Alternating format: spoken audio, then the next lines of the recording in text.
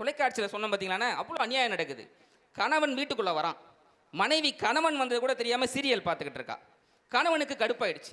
ஏண்டி நீ இப்படியே நான் வரும்போதெல்லாம் நாடகம் பார்த்துக்கிட்டு இருந்த, நான் தூக்குல தொங்குவன்றான். அதுக்கு இந்தம்மா சொல்லுது, தொங்குறதான் தொங்குற, கொஞ்சம் ஓரமாக தொங்கு, டிவி மறைக்குதுன்னு இருக்கு. அவ்வளோ அட்டூழியங்கள் இங்கே நடந்துக்கிட்டு இருக்குண்ணே. அதில் வர விளம்பரம் பாருங்க சார். எனக்கு ஒன்று கேட்குன்னு ரொம்ப நாளாக, எல்லா சோப்பு விளம்பரத்திலும் பெண்கள் தான் வர்றாங்க. ஏன் ஆம்பளை குளிக்கிறதே இல்லையா சார்? நாங்கள் எங்களை ஏன் இப்போ அவமரியாதை செய்றீங்க? எல்லா இடத்துலையும் எங்களுக்கு அவமானம் தான் சார். அது ஒன்று, இந்த ஃபோன் ஒன்று வந்ததுக்கப்புறம் இந்த வாட்ஸ்அப் காலம்னு பேச வந்திருக்காங்களா அவங்க 2 பேர், எப்படி இந்த எந்த தைரியத்தில் பேச வந்திருக்காங்கன்னு எனக்கு தெரியல. ஏன்னா யார் ஒருத்தர் தலையில் பேனும் கையில் எந்த ஃபோனும் வச்சுருக்காங்களோ அவங்க தான் நிம்மதியாக இருந்ததா வரலாறே கிடையாது. பாருங்க, இது சொல்கிறேன், நானும் கையில் ஃபோன் தான் வச்சுருக்கிறேன். முன்னாடி காலையில் எழுந்தோடனே என்ன பண்ணோம்? பல்லு தேய்ச்சோம். இப்போ காலையில் எழுந்தோடனே என்ன பண்ணுறோம்? எல்லாம் செல்லை தான் தேய்ச்சிக்கிட்டு உட்காந்துருக்குறோம். அப்படின்னா எங்கே மகிழ்ச்சின்றது தான். அதுலேயும் பார்த்தீங்கன்னா வாட்ஸ்அப்பில் டிபின்னு ஒன்று வைக்கிறாங்கண்ணே, டிஸ்பிளே பிக்சர். அதில் பார்க்கணும் ஆள் ஹீரோ மாதிரி இருக்கிறான், நேரில் பார்த்தீங்கன்னா அக்யூஸ்டு மாதிரி இருக்கிறான். ஃபில்டர்னு ஒன்று போட்டு ஏமாற்றிக்கிட்டு இருக்கணும். இதில் எங்கே பெரிய மகிழ்ச்சி இருக்குன்றது தான். அதெல்லாம் தாண்டின யார் யார்கிட்ட பேசுகிறா ஒன்றும் தெரிய மாட்டேங்குது. எனக்கு இப்போ கல்யாணம் ஆயிடுச்சுண்ணே. சில ஆண்டுகளுக்கு முன்பு கல்யாணம் ஆகாமல் இருக்கும்ல, அப்போ ஒரு பல ஆண்டுக்கு முன்னாடி உங்கள் அப்பாவுக்கே கல்யாணம் ஆகலை. காலம் மாற்றம் தான். நம்ம அது போத்தவில்ல, சில ஆண்டுகளுக்கு முன்பு போவோம். எனக்கு கல்யாணம் ஆகாமல் இருந்துச்சுல்ல, அப்போ நான் என்ன பண்ணேன், எனக்கு தெரிஞ்ச பொண்ணுக்கு மெசேஜ் அனுப்பிச்சேனே, செல்லக்குட்டி என்ன பண்ணுது. அதுக்கு அங்கேருந்து செல்லக்குட்டி இப்போ சாப்பிட்டுட்டு படுத்துருக்குது. உடனே நான் செல்லக்குட்டி அப்போ என்ன ட்ரெஸ்ஸு போட்டிருக்கு. அதுக்கு அங்கேருந்து செல்லக்குட்டி இப்போ லுங்கி கட்டியிருக்கு. நான் செல்லக்குட்டி பொய் சொல்லுது, செல்லக்குட்டி லுங்கிலாம் கட்டாது. அதுக்கு அங்கேருந்து மெசேஜ் பண்ணுறது செல்லக்குட்டியோட அப்பா. அன்னைக்கு ஃபோனை சுவிட்ச் ஆஃப் பண்ணேன். இது கொஞ்சம் காலத்துக்கு முன்னாடி இருந்துச்சு சார். சார், பேசுவதற்கு கண்டுபிடிக்கப்பட்டதான் அந்த கைபேசி. அவர் என்ன சொல்கிறாரு, யாரையுமே பேச விடாமல் செஞ்சிருச்சு பார்த்தீங்களா. இங்கேருந்து சென்னை போனீங்கன்னா அந்த ரயில் பயணத்தில் உங்கள் ஊரில் மழை எப்படி, என்ன விவசாயம் பண்ணியிருக்கீங்க எல்லாம் பேசி ஒரு பெரிய மனநிறைவாகி சொந்தங்களை உருவாக்கி கல்யாணம் பண்ணுற அளவுக்கு சென்ட்ரல் இறங்கக்கூடிய அவ்வளோ சொந்தங்களை சம்பாரிச்சேன். ஆனால் இன்றைக்கி மதுரையில் அப்படி குனிஞ்சான்னா அப்படியே பார்த்துட்டே வரா சார். இந்த கட்ட விரல் குட்ட விரல் ஆன பின்னாடி அப்புறமேல் திடீர்னு விழுப்புரத்தில் வந்து மாமா நீங்களா பண்ணுற எதிர்த்தாப்பில் உட்காந்துருக்கும் 5 மணி நேரம். அது எதுக்கு நிம்மதியானா சார்ஜ் போடுறதுக்கா, சுவிட்ச் ஆஃப் போயிடுச்சு போன். இந்த மாதிரி காலம் முன்னாடி இருந்துச்சா சார்? மனநிறைவான வாழ்க்கை சொன்னார் பார்த்தீங்களா சார். ரத்த தானம் கண் தானத்தை விட ஒரு தானம் சிறந்தது நிதானம். அந்த தானம் இன்னைக்கு இல்லை. 40 மாடி மொட்டை மாலில் உட்காந்து பேப்பர் படிச்சுக்கிட்டு இருக்கேன் சார். அந்த நேரம் ஒரு பொண்ணு பேப்பர் படிச்சுக்கிட்டே ஒரு காதில் வச்சான். சுரேஷ் உங்கள் பையனுக்கு ஆக்சிடென்ட். என்னது ஆக்சிடெண்டா? ஐயோன்னு போனை கட் பண்ணி குதிச்சுட்டேன். நீ வாழ்ந்து என்ன செய்ய போகிறோம்? 35 மாடிக்கிட்ட வரும்போதே அவனுக்கு ஒரு யோசனை, நம்மளுக்கு பையனே இல்லையே. 25 மாடி இன்னொரு யோசனை, சார் இன்னும் நம்மளுக்கு கல்யாணமே ஆகலையே. 10 மாடிக்கிட்ட வரும்போது யோசிச்சான், நம்ம ஒரு சுரேஷ் இல்லை குமரேஷ் இல்லைன்னா சொத்து வந்தேன் ஜோலியாக முடிஞ்சு வச்சேன். எப்பா என்னதுன்னு ஒரு வார்த்தை கேட்குறேன்னா சார். அதான் அவர் சொல்கிறார். ஃபோன் பண்ணார், மெசேஜ் பண்ணியிருக்காரு பார்த்தீங்களா. இன்றைக்கி மெசேஜ் பண்ணுறேன் சார். 11 மணிக்கு அந்த பொண்ணுக்கு அடிக்கிறான், கால் பண்ணுறேன்.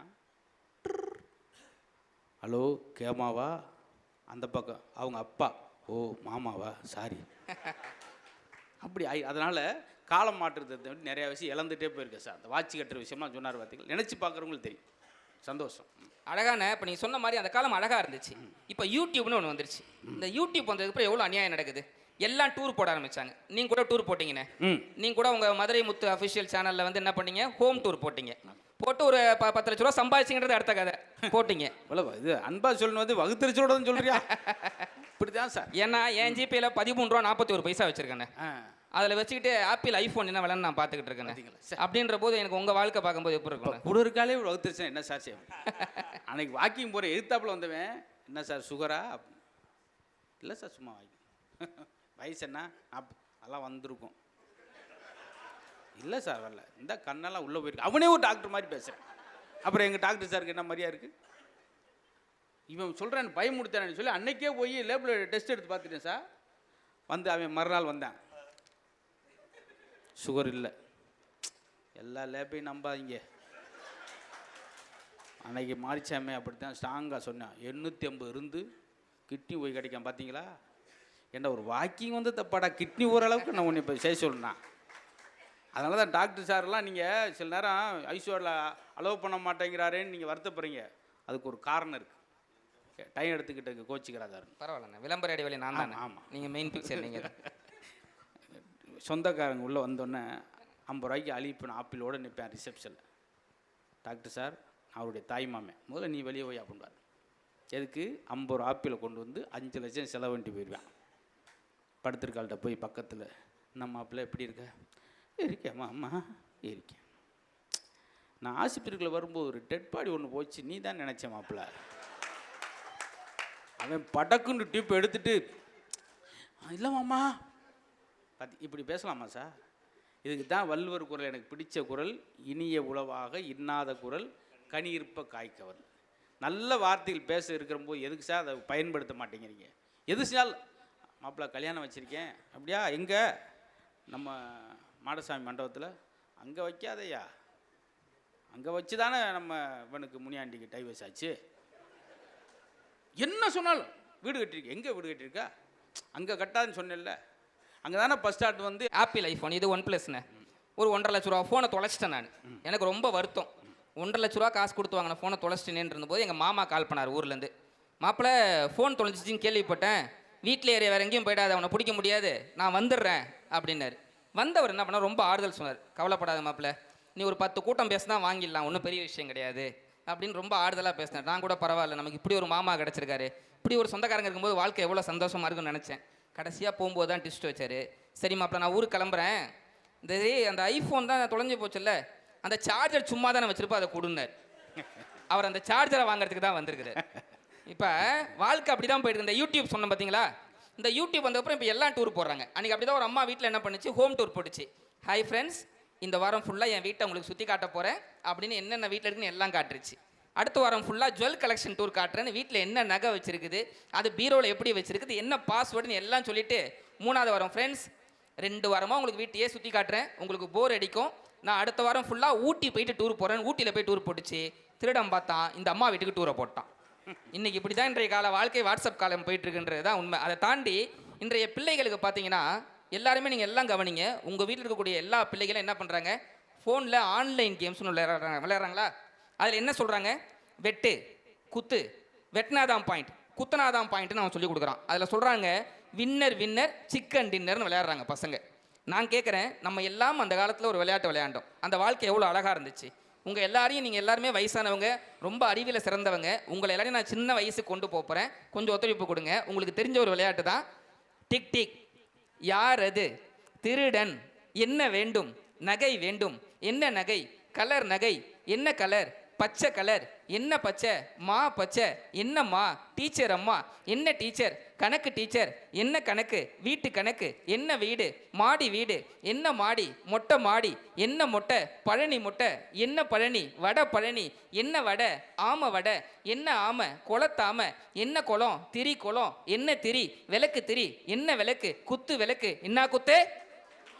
கும்மாங்குத்து. இதை சொல்லும்போது பாட்டி, அங்கே இருக்கிற பாட்டி முதல் கொண்டு பின்னாடி சொல்லிக்கிட்டு இருக்கிறாங்க. அப்போ அந்த கால வாழ்க்கையில் விளையாட்டு எவ்வளோ அழகாக இருந்துச்சு. இந்த வாட்ஸ்அப் காலத்தில் என்ன விளையாட்டு விளையாண்டுட்டு இருக்கீங்க?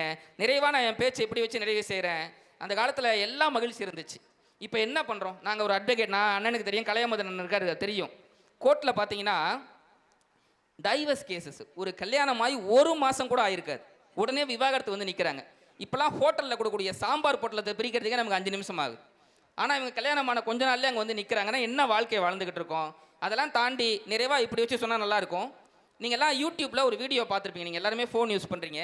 ஒரு குழந்தை மாடியிலேருந்து கீழே விழுந்துடும் ஒரு சின்ன ரூஃபில். அந்த குழந்தை யார் குழந்தைன்னு அந்த அப்பார்ட்மெண்ட்டுக்கு யாருக்குமே தெரியாது. அந்த குழந்தைய எப்படியாவது காப்பாற்றினுன்னு சொல்லி அந்த அப்பார்ட்மெண்ட்டே துடிக்கும். அதை எப்படியோ காப்பாற்றிருப்பாங்க, அது வரைக்கும் தான் நமக்கு தெரியும். ஆனால் அந்த குழந்தையுடைய தாய் இப்போ உயிரோடு கிடையாது. என்ன தெரியுமா ரீசன்? அந்த கமெண்ட்டில் போயிட்டு யார் இந்த குழந்தையோட தாய், அவெல்லாம் தாயே கிடையாது, நான் ஊன்னு எல்லாம் வசைப்பாடி திட்டினாங்க. ஏன்னா அவங்களுக்கு தெரியுமா, எந்த அம்மாவது வேணுன்னே விடுவாங்களா, ஏதோ கவனம் இதில் அப்படி போய் ஆயிடுச்சு. அந்த அம்மாவை எல்லாம் திட்டின உடனே என்ன ஆகி போச்சு, அந்த அம்மா வாழ்க்கையே வேணாம், நம்மளை இப்படி திட்டுறாங்களேன்னு வசைப்பாடுறாங்களேன்னு என்ன பண்ணிட்டாங்க, வாழ்க்கையை வேணான்னு முடிவெடுத்து தற்கொலை செய்து கொண்டார்கள். ஒருவேளை அன்னைக்கு அந்த இதில் யாராவது ஒருத்தர் போயிட்டு ஆறுதலா, இப்போ அந்த அம்மா மனசு பரவாயில்லையான்னு ஆறுதலாக 2 வார்த்தை கேட்டிருந்தா இன்னைக்கு அந்த அம்மா அழகாக அந்த குழந்தையோட கொஞ்சிட்டு விளையாண்டுட்டு இருப்பாங்க. ஒரே ஒரு ஆபாச சூழல் அந்த அம்மாவோடைய வாழ்க்கையை மாறிடுச்சு. இன்றைக்கி நம்மளுமே அப்படி தாங்க. இட்லியோட சுவை இட்லியில் கிடையாது, சுற்றி இருக்கக்கூடிய சட்னி சாம்பாரில் இருக்குதுன்னு சொல்லுவாங்க. அதுபோல் நம்ம வாழ்க்கை நம்ம கிட்ட இல்லை, நம்ம சுற்றி இருக்கக்கூடிய மனிதர்கள்ட்ட இருக்குது. அப்படின்ற போது இங்கே இந்த இடத்துல பாசிட்டிவிட்டி எங்கே இருக்குது, நெகட்டிவிட்டி தான் பொதுவாக இருந்துக்கிட்டு இருக்கு. அதெல்லாம் தாண்டி இப்போ ஒரு 2-3 நாளாக உலகம் முழுக்க இந்தியாவில் ஒரு பெரிய பிரச்சனை என்ன தெரியுமா? ஃப்ளைட்டு டிலே ஆகிறது. இண்டிகோ ஃப்ளைட்டு போகாமல் எத்தனையோ பேர்கள் வந்து ரொம்ப கடுமையாக விமர்சிச்சிருந்தாங்க. ஈவன் மதுரை முத்தனன் கூட பெங்களூர் நிகழ்ச்சிக்கு செல்ல முடியாத சூழ்நிலை ஏற்பட்டுச்சு. அப்போ விமானத்தை சின்ன வயசில் அந்த காலத்தில் அண்ணாந்து பார்த்த போது இருந்த மகிழ்ச்சி இன்றைக்கு அந்த விமானத்தில் பயணிக்கும் போது நமக்கு இல்லை அப்படின்னு சொன்னால் இந்த காலம் என்ன பெரிய வாழ்க்கையை கொடுத்துச்சு. அதில் கொடுமை என்ன தெரியுமா? ரிசப்ஷன் பண்ண வேண்டிய ஒரு ஹஸ்பண்ட் ஒய்ஃபு, அப்போ தான் புது கல்யாணம், ரிசப்ஷனுக்கு மண்டபம் பார்த்துட்டாங்க, சொந்தக்காரங்க எல்லா மண்டபத்தில் குவிஞ்சிருக்கிறாங்க, வர வேண்டிய பொண்ணு மாப்பிளும் வரல. நான் ஃப்ளைட்டு டிலே என்னால் வர முடியல. இவங்க இங்கேருந்தே வீடியோ காலில் பேசுனாங்கன்னா அப்போ இன்றைய வாழ்க்கை எப்படி இருக்குது அப்படின்ற போது நிறைவாக இப்படி வச்சு முடிக்கிறேன். அன்றைக்கு பிடித்து வாழ்ந்தார்கள், இன்றைக்கு நடித்து வாழ்ந்து கொண்டிருக்கிறார்கள் என்று தெரிவித்துக் கொண்டு நடுவர் அவர்கள் நல்ல தீர்ப்பை வழங்குமாறு கேட்டுக்கொண்டு என் அன்புக்குரிய அண்ணன் கலையமுதனுக்கு பெரிய நன்றியை தெரிவித்துக் கொண்டு, ஏன்னா அடுத்த தலைமுறை வளரணும் அப்படின்றதுக்காக அவர் அண்ணன் எனக்கு ரொம்ப வருஷமாக தெரியும். இதே மேடையில் நான் அண்ணா அப்போ இல்லை, அதனால் திரும்பி சொல்கிறேன், இதே மேடையில் பார்வையாளராக அமர்ந்திருந்த என்னை கூப்பிட்டு மேடையில் கௌரவப்படுத்தினார். இன்றைக்கி எங்கள் காலேஜ் ஓனரை ஹானர் பண்ணும்போது நீயும் மேடையில் இருக்கணும்னு கூப்பிட்டு ஹானர் படுத்துறாரு. இப்படி தான் வளர்ந்தது மட்டும் இல்லாமல் அடுத்த தலைமுறையை கை காட்டக்கூடிய அவருக்கு இந்த நேரத்தில் பெரிய நன்றியை தெரிவித்துக் கொண்டு, அவருக்கு ஒத்துழைப்பாக இருக்கக்கூடிய அத்தனை பெருமக்களுக்கும் பெரிய நன்றியை தெரிவித்துக் கொண்டு நல்ல வாய்ப்புக்கு நன்றி கூடி விடைபெறுகிறேன். நன்றி.